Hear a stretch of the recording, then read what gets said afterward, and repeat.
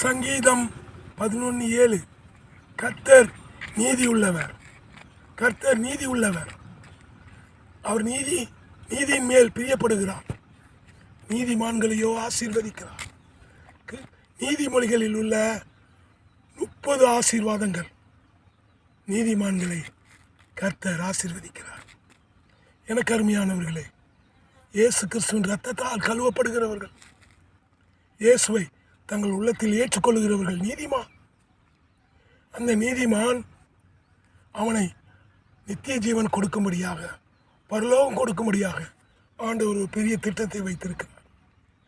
நீதிமான்கள் யார்?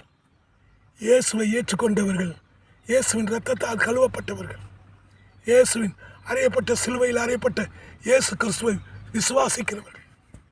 சங்கீதம் 11:7 கர்த்தர் நீதி உள்ளவர், நீதியின் மேல் பிரியப்படுகிறார்.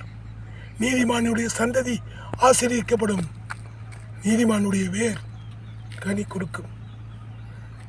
நீதியில்